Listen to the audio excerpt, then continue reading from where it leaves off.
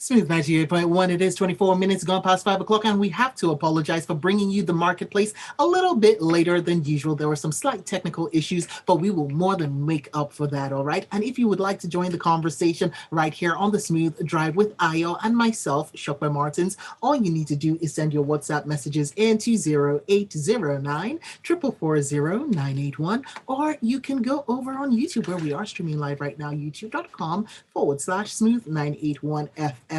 Lagos, and all you need to do is say something in the say something box. All right, so joining us today, we have got the chief economist of Streetnomics, Gospel Obele, on to discuss with us on the topic of food security and other economic headwinds. Good evening, Gospel. Hi. Good evening. Thank you so much for having me. Really great to be here, and nice to speak with you in the new year. Yeah, that's right. It's good to have you on. And of course, talking about food security and other economic headwinds, in 2023, food security being a very big issue lately. The cost of food has risen, and it's totally out of this world.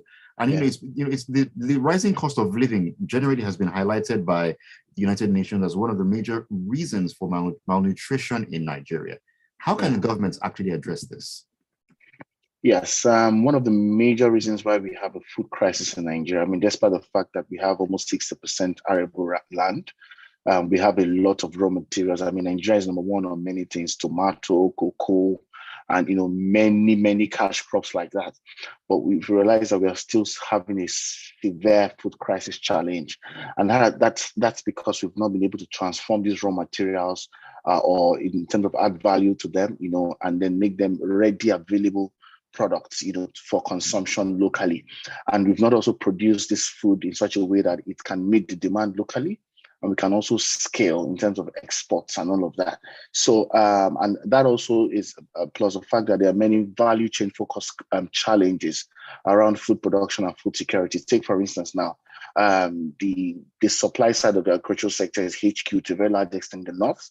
And then think of what it would take in terms of logistics and all of that, getting yams from Benue State down to markets in Lagos. So the supply chain economics around moving food across the value chain from where it's been produced to major markets where it's being consumed is still a major issue. So, and there are many blocks of commercial like that. There is access to finance issue for those who play in that value chain. There is still a gross lack of using technology in terms of scaling value processed items and all of that. So there's still many issues that need to be dealt around for us to be able to deal to find a way for a pathway around the food challenge or the food crisis we have. Also, plus the fact that we're a strongly import-dependent economy. The average Nigerian has a taste for imported goods. For example, if you walk into ShopRite or Spar, you're likely to, all the Irish tomatoes there, you're likely to see 90% of them imported, But then again, we have about the highest production of sweet potatoes in the region, So if you look at that, it's a bit of an irony, But then we need to unlock from farm to table, and there's a lot around this value chain that needs to be unpacked correctly to ensure that food is available for the average Nigerian at a very cheap price that he or she can afford. Yeah. All right, thanks for that. I'm actually happy you mentioned, the abundance of sweet potatoes in certain parts of Nigeria and so on. So it boggles the mind that despite the fact that we're blessed, really, really blessed with food, a whole lot of food, yet we face, the threat of food insecurity. What are the economic implications, and are there any solutions to this? Yeah, I like to say this. The fact that you are blessed does not mean you will manifest the blessing. They're two different things. In fact, people who are blessed, you could be blessed with something and somebody may come and sort of manipulate around you and, sort of manifest the blessing you have, quote and unquote. So that's to say that Nigeria has a lot of raw materials. The agricultural sector holds about 29% of the GDP construct, right? But industry holds about 18%. The service sector holds about 51 to 52%. But I said that to say this, that having industry, agriculture, and services in one pack under your GDP construct is a huge blessing in itself. All right, because in many cases, take for instance, if you go to the UAE, they do not have any of these three. If you go to the US, they are more on the manufacturing and production side. If you come to the UK is heavy on the services block. But we are blessed with the three, right? We need to move from an agri-based economy to a high-level value processed-driven economy. You know, how can you take the raw materials in your agricultural sector and plug them into your industrial sector and ensure that you're producing these food items en masse at the quality and quantity required to meet local demand? If you miss one out of the two, quality and quantity, if you miss quality, there's going to be malnutrition. If you miss quantity, it's not going to meet demand. So you need to meet, it has to satisfy these two basic necessary conditions in terms of quality and quantity, and then you can begin to scale on the sufficient conditions. That means what other necessary infrastructure do we need to amplify the benefits or the improvements or the wins that we have, you know, from food security and all that. In Israel, they're saying they are uncovering things like precision agriculture, you know, in terms of using technology for tailored production of food items and all of that. So we need to do more around that, and then inclusive. And you also want to consider our markets, right? Our markets are not very regulated. If you look at the abattoir market right now in Lagos State, there are no formal institutions regulating that market. So technically, what it means is that even those who have been able to move from farm to market found themselves in a space where they are being regulated by informal organizations. And when they're being regulated by informal organizations, those guys review prices. You know, they review prices, they engage market without being checked and all of that. So there are many concerns across the value chain that, if properly fixed, will move from being blessed with arable land and agriculture/industrial potential to actually manifesting what these things can actually do for us as a country in terms of meeting homegrown need or demand for food. Yeah. All right. Well, we'll be touching on another economic headwind. Let's talk about COVID-19, but that will be after this break. Stick with us. It is The Marketplace on the Smooth Drive. 98.1. Hi, I'm Kira Hiwatch, and you are listening to the Smooth We've got 2 minutes. They are giants in every sense of the word, and they bring entertainment that's just as big. Don't miss the first ever season of Big Brother Titans with Naija and Mzansi contestants under one roof. Get ready for intense drama, romance, and cameras 24/7.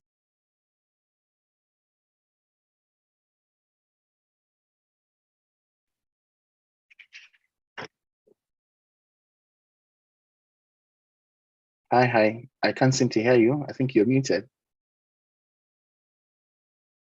Yes, Titans is rated 18. Oh, okay. Sorry for the break in transmission. That's fine. There's no break in transmission. No, initially.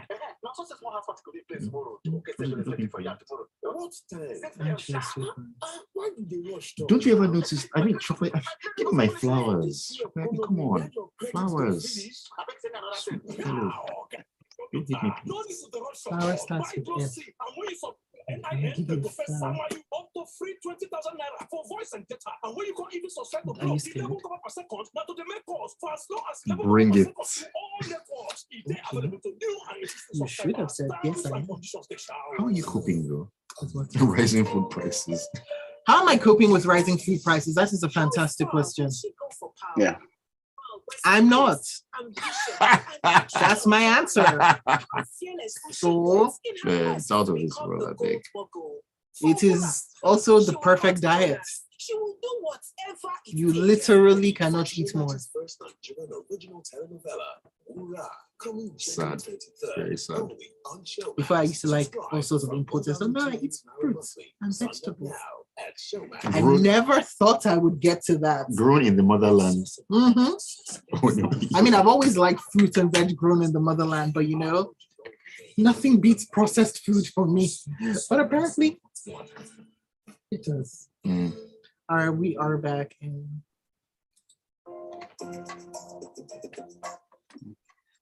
All right, here we are in the second half of the marketplace on the Smooth Drive. So we are speaking with Gospel Obele, who's a chief economist with Streetnomics, about the food security and other economic headwinds that we're looking at for 2023. Now, we had already said that we'll be talking about COVID-19, so let's get straight into it. Yeah. So China is reopening its economy despite the fact that they've stopped putting out those daily bulletins with the numbers of COVID. I think we all know why. So they've got rising COVID cases, and Nigeria has now recorded our own rising COVID-19 infections, but we have still refused to restrict Chinese travelers. In fact, so far, not one African country has actually done that. We can think of. Is this because, and I ask this question with emphasis, are African nations scared of China's retaliation because we are all indebted to China? I like how you said we. Okay, yes. So I do not really want to think about it from that context that, the COVID-19 cases are rising globally in China and more recently Nigeria. But I really do not think that putting those restrictions having to do with economic retaliations or so. From the other hand, I also think really, it because speaks to very Gospel, large I have to say, you're talking about but we already know that China does have a penchant for economic retaliation. Hence, all the African countries that have made their pro-China stance on Taiwan have benefited from the Chinese purse. And the African countries that have not, are there any? Yes, it's a valid concern. It's a valid concern, but we can't say so now because it's still too early. Number one, it's still a very developing story to a very large extent. On the flip side, to support your argument as well, I mean, African nations are largely reactive on the side of managing, all of these impact on the local economy. A lot of times we reactively wait for things to spiral to a particular point before we begin to take actions. But again, if you're going to take actions, what sort of action do you want to take to avoid an economic retaliation, like you mentioned? It has to be within the bounds of diplomatic win-win at the end of the day. So if, to a very large extent, if Western economies are not yet shutting their doors or restricting travelers from China, conventionally speaking, African leaders may not want to follow suit. So that it's a lot easier to deal with the diplomatic side of these conversations when the need really, really arises to, within their context to begin to introduce lockdowns and other restrictions. Yeah. But I think it's a developing story. So it's still not too safe to say for now that it's because of the possible economic retaliations and all. All right, Gospel. Let's go down the road of what ifs here. The what if kind of scenario. Now, if African countries are in a situation where they're rising COVID cases and there's another breakout, due to China, what economic risks do these African nations face if that actually happens? I mean, the possibility of another variant of the COVID-19, it's not out of place. It's not out of place. I think it's just for us to begin to apply our learnings from the initial engagement of past variants has happened. So we need to begin to execute on our learnings. That's number one. Then number two, probably begin to forecast and envisage what the impact will be economically. We're already in a very, very dire state. I mean, you mentioned the cost of living crisis. You mentioned the fact that the Nigerian economy right now is really unstable and uncertain. And the elections are going to take the core of Q1, and that's also going to worry heavily on what the policy direction should look like for investors. So to a very large extent, I would say that we need to begin to pay close attention as the narratives are evolving and begin to project as early as possible what this will mean for the local economy and begin to create necessary measures, all right, to manage the shock when it finally goes viral in terms of, if it's what it is, in terms of another variant, and it hits the market with full force, we are ready to take it on. If it's not, we are still ready either way. So it doesn't hurt to be ready. But I mean, readiness is not really in our DNA. We like to wait till it happens to a very large extent. So again, it's a developing story. I feel like we were still a little more ready than others because of Ebola and how quickly we...